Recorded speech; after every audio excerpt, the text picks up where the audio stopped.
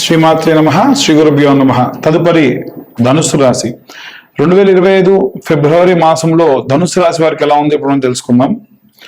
ధనుస్సు రాశి వారికి ద్వితీయంలో మనం చూసుకున్నట్టయితే బుధుడు సూర్యుడి యొక్క కలయిక, అలాగే తృతీయ స్థానంలో చూసుకున్నట్టయితే ఈ యొక్క చంద్ర శని కలయిక, అలాగే చతుర్థ స్థానంలో చూసుకున్నట్టయితే రాహువు మరియు శుక్రుల యొక్క కలయిక.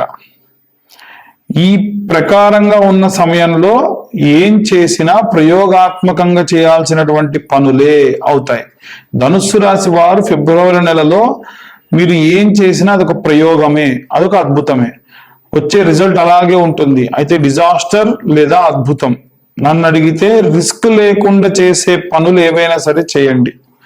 ఒకవేళ మీరు ఏదైనా పని చేస్తూ ఆ పని వల్ల మీ ఉద్యోగం పోతుంది, మీ విద్య పోతుంది, మీ యొక్క వ్యాపారం పోతుంది, ఆస్తి నష్టం అవుతుంది అనేటువంటి పనులు ఎట్టి పరిస్థితుల్లో చేయొద్దు. లాభం వస్తే లాభం రావచ్చు గాక, పొరపాటున గనక నష్టం వస్తే ఏం చేస్తారు? ఉదాహరణకు స్టాక్ మార్కెటే ఉందండి. మీరు ధైర్యం చేసి 10 లక్షలు పెడితే 3 నెలల తర్వాతకి అది మంచి విపరీతమైన లాభం రావచ్చు. కానీ గడిచే రోజులు అంత అద్భుతంగా లేవే. ఏలినాటి శని ప్రభావం కొంతమందికి ఒకలా ఉంటే వారు మీకు ఇవ్వకుండా ఉంటే, లేదు షష్టగ్రహ కూటం వస్తుంది తర్వాత నెలల్లో, అప్పుడు ఎలాంటి పరిస్థితులు ఉంటాయి?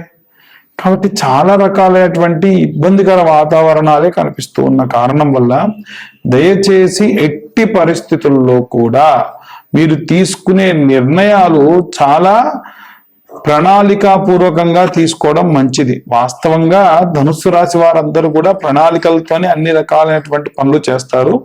అయినా సరే జాగ్రత్తగా, ఏదో మేము చెప్పడం మీ గురించి మీకంటే ఎక్కువ మాకు తెలియదు కదా. అయితే గోచార రీత్యా మాత్రమే ఇవన్నీ విషయాలు చెబుతున్నాం. ప్రతిసారి డిస్క్లైమర్ ఎందుకు ఇస్తున్నాను అంటే, మీ జాతక రీత్యా మీ డేట్ ఆఫ్ బర్త్ టైంని బట్టి మేము ఇంకా బాగా ప్రిడిక్ట్ చేయొచ్చు. ఈ గతంలో ఏం జరిగిందో బాగా చెప్పొచ్చు, ముందేం జరగబోతుందో చెప్పగలం తప్ప ఇప్పుడు చెప్పేటువంటి ఈ గోచార రీత్యా చెప్పే వ్యవహారాలు ఏవైతున్నాయో వాటిని మ్యాచ్ చేసి మీరు చూసుకోవచ్చు. అలా విద్యార్థులు గృహిణుల విషయానికి వస్తే చాలా సానుకూలమైనటువంటి వాతావరణమే కనిపిస్తూ ఉంది. అంత ప్రశాంతమైన వాతావరణమే. ఆఖరి వారంలో ఇబ్బందికరమైనటువంటి వాతావరణము. అలాగే ఉద్యోగస్తులు మరియు వ్యాపారస్తుల విషయంలో కూడా మొదటి 3 వారాలు ప్రశాంతంగానే గడుస్తాయి. అంత ఇబ్బందికరమైనటువంటి వాతావరణం ఏమీ లేదు. ఆఖరి వారం మాత్రం కాస్త యోచనీయంగా ఆలోచించి నిర్ణయాలు తీసుకోండి. ఇక ఎవరైనా సరే సినీ రాజకీయ రంగాల వారు గనక ఏవైనా సరే నిర్ణయాలు చెప్పా ముందే ప్రయోగాత్మకంగా ఉంటే జాగ్రత్తగా నలుగురిని కనుక్కొని గతంలో ఎవరైనా ఇలాంటి పనులు చేశారో తెలుసుకొని మీరు నిర్ణయం తీసుకోవడం మంచిది. ఆఖరణ ఎవరైతే కోర్టు వ్యవహారాల్లో తిరుగుతూ ఉన్నారో మీరు ఇప్పటికే ప్రయోగాత్మకమైనటువంటి పరిస్థితుల్లో ఉన్నారు కాబట్టి అంతగా మీరు యోచించాల్సినటువంటి అవసరం లేదు. ఖచ్చితంగా మీకు అంత ప్రశాంతమైనటువంటివే ఉంటాయి. ఆఖరి వారంలో ఏమన్నా వాయిదాలు ఉంటే మటుకు మీరు వెళ్లకుండా ఉండడం మంచిది. మొదటి 3 వారాల్లో కనుక ఎటువంటి ఇబ్బందులున్నా, ఎటువంటి ప్రయాణాలు చేయాల్సి వచ్చినా వెళ్ళండి, ఏం పర్వాలేదు. చాలా మంచి వాతావరణమే కనిపిస్తూ ఉంది. ఇక ఎలాంటి జాగ్రత్తలు తీసుకోవాలి, ఎలాంటి నియమ నిబంధనలు పాటించాలో వీరందరూ కూడా ఇప్పుడు మనం తెలుసుకుందాం. శ్రీమాత్రే నమః. అన్ని రాసుల వారికి కూడా, ముఖ్యంగా ఈ ఒక్క రాశికని కాకుండా అన్ని రాసుల వారికి కూడా ప్రత్యేకంగా ఈ మాసంలో తీసుకోవాల్సినటువంటి రెమెడీస్ ఏమిటి అంటే, విద్యార్థులు, గృహిణులు, అలాగే వ్యాపారస్తులు, అలాగే ఉద్యోగస్తులు వీరందరికీ సంబంధించి ప్రత్యేకంగా మనం చెప్పుకోదగ్గటువంటి రెమెడీస్ కొన్ని ఉన్నాయి. ముఖ్యంగా ఏమిటంటే, ఎవరైనా సరే విద్యార్థుల విషయంలో వస్తే గనక విద్యార్థులు దక్షిణామూర్తికి సంబంధించి మేధా దక్షిణామూర్తి స్తోత్రం అని ఉంటుంది. ఆ మేధా దక్షిణామూర్తి స్తోత్రం చదువుకోవడం మంచిది. గృహిణులంతా కూడా వీలైనంత వరకు కూడా సంక్రాంతి సమయంలో మీరు ఎప్పుడైతే పొంగలి వండుతారు కదా, ఆ సమయంలో ఎలా అయితే మీరు నైవేద్యం వండి నివేదన చేస్తారో అలా ప్రతి వారము శుక్రవారం నాడు, వారంలో శుక్రవారం నాడు అమ్మవారికి పొంగలి అంటే తీపి పొంగలి నైవేద్యంగా పెట్టండి, చాలా మంచిది. అలాగే విశేషంగా ఎవరైనా సరే ఉద్యోగస్తులు ఎవరైనా ఉంటే, ఉద్యోగస్తుల విషయానికి వస్తే బాగా ఇబ్బందుల్లో ఉన్నాం మేము, మాకు చాలా చాలా దారుణమైనటువంటి పరిస్థితి ఈ వారంలో కనిపించేటువంటి అవకాశం ఉంది అనుకున్న వాళ్ళు ఎవరన్నా ఉంటే గనక తీసుకోవాల్సినటువంటి జాగ్రత్త ఏమిటంటే, కనక పుష్యరాగం అనే ఉంగరం ఉంటుంది. ఈ కనక పుష్యరాగం ఉంగరము మనకి 1200 రూపాయలు ఒక క్యారెట్ చొప్పున ప్రారంభమయ్యి 5000 వరకు కూడా ఉంటుంది. 1200 రూపాయల క్యారెట్ అనేటువంటిది సరిపోతుంది. అలా 1200 రూపాయల క్యారెట్ ఉంగరం 3 క్యారెట్ల నుంచి 4.5 క్యారెట్లు, అంటే వారి హైట్ ని బట్టి. ఉదాహరణకు అతను గాని ఎవరైతే మీ జాతకంలో గురువు బాలేదు అనుకున్న ఉద్యోగస్తులు ఎవరైతే ఉన్నారో వారు గనక 5.5 అడుగులు మించుంటే 3.5 క్యారెట్లు, 5 అడుగులు లోపుంటే గనక 3 క్యారెట్ల ఉంగరము వెండిలో గాని పంచలోహాల్లో గాని పెట్టుకోవాలి, బంగారంలోని పెట్టుకోవాల్సిన అవసరం కూడా లేదు. అలాగే విశేషంగా ఎవరైనా సరే వ్యాపారస్తులు ఉంటే గనక వ్యాపార స్థలంలో ప్రతిరోజు కూడా ఇప్పుడు నేను చెప్పేటువంటి రెమెడీ చేయండి. చాలా మంది వ్యాపారస్తులకు మనం ఎప్పుడు చెప్పేది ఏంటంటే శుక్రవారం నాడు చేయమంటాం కదా, అలా కాకుండా గురువారం నాడు ఇప్పుడు నేను చెప్పే రెమెడీ చేయండి. మామూలుగా మనకు బయట ధూప్ కప్స్ దొరుకుతాయి, అవి తెచ్చి వెలిగించుకొని ఉత్తరం వైపు తిరిగి తెల్ల ఆవాలు ఉంటాయి కదా, తెల్ల ఆవాలు అలాగే సాంబ్రాణి 2 కలుపుకోండి. కొంతమంది పొడి చేస్తారు, తెల్ల ఆవాలు పొడి చేసి ఈ యొక్క సాంబ్రంలో కలుపుతారు, అలా కూడా చేసుకోవచ్చు. కానీ తెల్ల ఆవాలు అలా వేయడమే చాలా మంచిది. అలా తీసుకొని ఇలా నుదురు దగ్గర పెట్టుకొని ఓం క్లీం కృష్ణాయ నమః. చాలా మంది కృష్ణ అంటే కృష్ణ పరమాత్మ పేరు కదా. కృష్ణ అన్నదానికి అర్థం ఏమిటి అనంటే ఒక్క కృష్ణ పరమాత్మ అనే కాదు, కష్టములన్నీ కడతీర్చేవాడు, కష్టములన్నీ కడతీర్చేటువంటి సమయము అని అర్థం. కాబట్టి ఓం క్లీం కృష్ణాయ నమః అని ఆ యొక్క ఆవాలు అలాగే సాంబ్రాణి నుదురు దగ్గర పెట్టుకొని 5 సార్లు వేయాలి.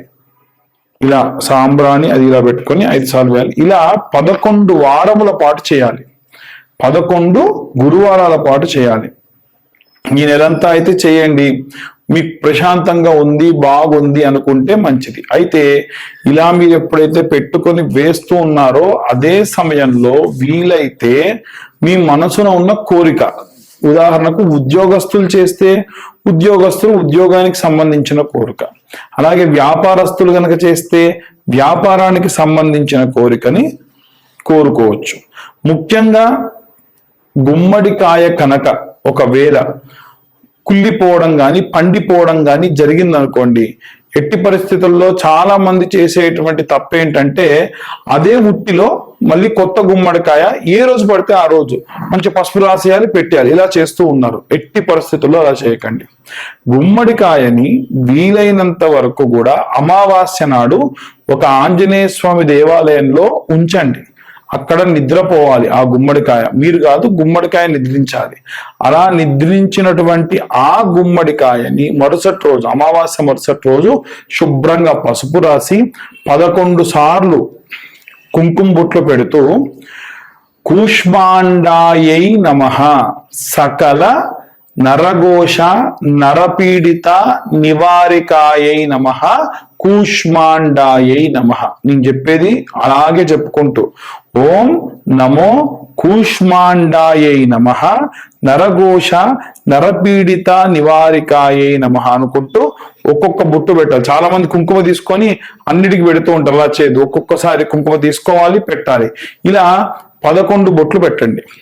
పెట్టిన తర్వాతకి పాత ఉట్టి పారేయండి, ఎందుకంటే ఆ ఉట్టికి ఆల్రెడీ ఖరాబ్ అయిపోయిన గుమ్మడికాయ సంబంధితమైనటువంటి సొనంతా అంటుంటది.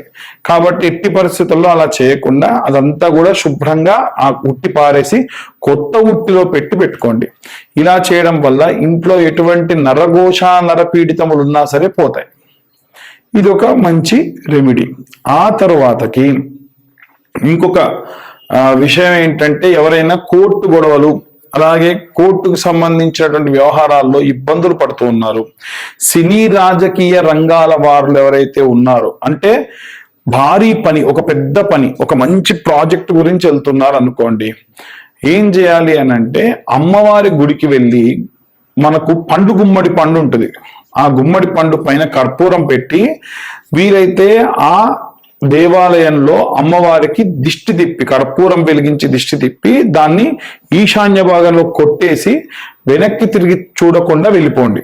అంటే దేవాలయంలో దర్శనమైన తర్వాతకి దేవాలయం నుండి బయటికి వచ్చి ఆ దేవాలయం బయట దిష్టి కుడివైపు 3 సార్లు తిప్పాలి, ఎడం వైపు ఒకసారి తిప్పాలి. తిప్పి అమ్మా నా కోరిక తీరేటట్టు చూడు తల్లి, అన్ని దోషాలు పోవాలని చెప్పి ఆ గుమ్మడికాయని ఆ దేవాలయంలో ఈశాన్య భాగంలో కింద కొట్టేస్తే 2 ముక్కలైపోవాలి. లేదా చేత్తో అలా కొట్టి ఆ 2 ముక్కలు అయిపోయిన దాన్ని కూడిది ఎడమ కుడి పెట్టేసుకొని అలా పెట్టినటువంటి దాన్ని మళ్ళీ వెనక్కి తిరిగి చూడకుండా కాలు కడిగేసుకొని మీరు వెళ్ళిపోండి. కాలు కడుక్కోండి, ఖచ్చితంగా కడుక్కొని వెళ్ళండి. ఇలా చేయడం వల్ల ఎవరైనా సరే కోర్టు పనులకు వెళ్తున్నటువంటి వాళ్ళు కానీ, విడాకుల కోసం ఇబ్బంది పడుతూ చాలా మంది ఇబ్బందులు పడుతున్న వాళ్ళు కానీ, ఎవరైనా సరే అనవసరంగా మీ పైన వచ్చినటువంటి ఆ కేసు పోవాలంటే కూడా ఈ రెమెడీ పాటించడం చాలా చాలా చాలా ఉత్తమం. ఇలా చేయడం వల్ల అన్ని వర్గాల వారికి, ఇప్పుడు నేను చెప్పిన సినీ రాజకీయ రంగాల వారికి, ఉద్యోగస్తులకి, అలాగే విద్యార్థులకి, గృహిణులకి, అందరికీ సంబంధించిన విషయం. వివాహం కావట్లేదు అన్న వాళ్ళు ఎవరైతే ఉంటారో ఖచ్చితంగా ఎక్కడైనా స్వయంభూగా వెలిసినటువంటి దేవాలయం, మనకు హైదరాబాద్ లో అయితే మా గురువు గారి దేవాలయమే ఉంది. భక్తాంజనేయ స్వామి దేవాలయం అని 100 సంవత్సరాల క్రితమే అక్కడ స్వామివారు ఎప్పుడు వెలిసారో తెలియదు, పిడుగుపడి ఒక కొండ ఇంకొక కొండను ఢీకొంటే ఆయన వెలిసారు. కొత్తపేట భక్తాంజనేయ స్వామి దేవాలయం అని మీరు ఆన్లైన్ లో కొడితే వస్తుంది. మళ్ళీ మాకు ఫోన్ చేసి అడిగే పని లేదు, మీరు ఆన్లైన్ లో భక్తాంజనేయ స్వామి దేవాలయం కొత్తపేట మారుతి నగరం కొడితే వస్తుంది. ఆ దేవాలయంలో మంగళవారము శనివారము విరివిగా ముడుపులు కడుతూ ఉంటారు. వివాహం కాని వాళ్ళు ఎవరన్నా ఉంటే ఆ దేవాలయానికి వెళ్ళి ఒక 200-250 ఆయనకి ఇస్తే పూజ చేసి మీకు ఇస్తారు. అక్కడ ఎలా ప్రదక్షిణ చేయాలి, ఎలా మీరు ఆ ముడుపు కట్టాలి అనేది చెప్తారు. వెళ్ళేటప్పుడు కొబ్బరి బోండం పైన పిలక ఉన్న కొబ్బరి బోండము, జాకెట్ ముక్క, పసుపు కుంకుమ, 11 నాణెములు, అవి రూపాయి బిల్లలు కానివ్వండి, 2 రూపాయల బిల్లలు కానివ్వండి, 11 నాణెములు కావాలి. అవి తీసుకొని ఆ దేవాలయానికి వెళ్ళండి. వివాహం కాని వారికి సంబంధితమైనటువంటి వివాహ దోషములన్నీ కూడా పోగొట్టేటువంటి దేవాలయం. మనం వీలైనంత వరకు అందరినీ కూడా, అన్ని వర్గాల వారిని కూడా టచ్ చేస్తున్నాం. ఒకవేళ ఎవరికైనా ఇంకా అంటే నా పరిస్థితి ఇదండి, వీళ్ళ గురించి మీరు చెప్పట్లేదు అనేటువంటిది ఏదైనా ఉంటే మీరు ఛానల్లో కింద కామెంట్ చేయొచ్చు, లేదా మా నెంబర్కి మెసేజ్ పెట్టండి. జాతకానికి సంబంధించిన విషయంలో కూడా గతంలోనే చెప్పాను, డేట్ ఆఫ్ బర్త్ టైం ఉన్నటువంటి వారు ఎవరైనా సరే నాకు మీరు వాట్సాప్ చేయండి, డీటెయిల్స్ అన్ని కూడా వస్తాయి. 2025వ సంవత్సరంలో 2025 రూపాయలు మాత్రమే మేము స్వీకరిస్తూ ఉన్నాము. కాబట్టి ఈ నూతన సంవత్సరంలో జాతకం తెలుసుకోవాల్సిన వాళ్ళు ఎవరైనా సరే మా వాట్సాప్ నెంబర్కి మీరు మెసేజ్ చేస్తే మీకు డీటెయిల్స్ అన్ని కూడా రావడం జరుగుతుంది. డీటెయిల్డ్ గా మీరు ఈ జాతకానికి సంబంధించిన విషయాలు తెలుసుకోవచ్చు. అందరికీ కూడా మరొకసారి నూతన సంవత్సర మరియు రాబోయేటువంటి తెలుగు నూతన సంవత్సర శుభాకాంక్షలు.